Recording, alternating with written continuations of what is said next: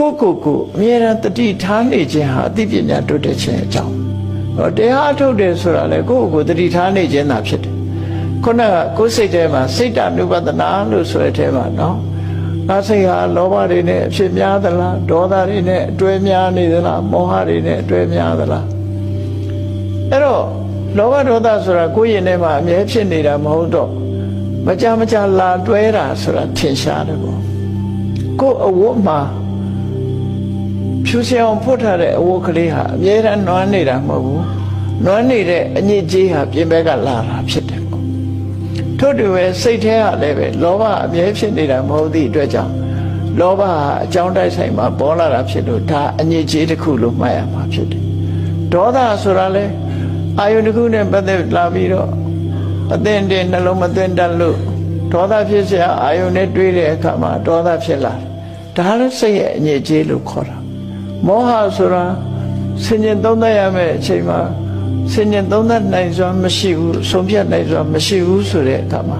မောဟဆိုတာဝင်လာတာဖြစ်တယ်အဲ့တော့မောဟဆိုတာလေအပြင်ကလာတဲ့ရောက်လာတဲ့အရာသားလည်းဖြစ်တယ်လူရဲ့ခန္ဓာကိုယ်မှာရောက်လာတဲ့အညစ်အကြေးတွေဟာပြင်ပကနေပြီးကိုယ်ကိုရောက်လာတာဖြစ်တယ်ထို့တူပဲစိတ်ရဲ့အညစ်အကြေးတွေဟာလည်းပဲယမယံခပေါ်လာတာတွေဖြစ်လို့အဲ့ဒါတွေကိုရှင်းပြထားကမ္မထာတရားအထုတ်ခြင်းပဲဒီလိုဆိုတာနော်အဲ့တော့ကမ္မထာအထုတ်ခြင်းရဲ့အဓိပ္ပာယ်ကအဲ့ဒါမရှင်းမဲနဲ့ဒါတွေကိုပြန်ပြီးတော့လက်ရခေါ်နေတဲ့အကျင့်မျိုးတွေကလည်းရှိသေးတယ်လက်ရခေါ်ပြီးတော့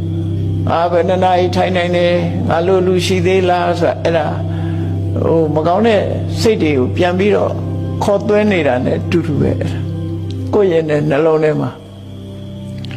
အဲ့တော့ကိုမမနာတွေဖြစ်တယ်အဲ့လိုဖြစ်လာလို့ရှိရင်ဒါတရားမဟုတ်တော့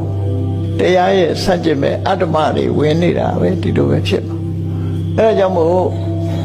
တကယ်သူတော်စင်သူတော်မြတ်မှာစိတ်ရဲ့အညစ်အကြေးတွေဆိုတာကိုရှုစွာသိရအခုပြောခဲ့တဲ့လောဘဆိုတာစိတ်ရဲ့အညစ်အကြေးဒေါသဆိုတာစိတ်ရဲ့အညစ်အကြေး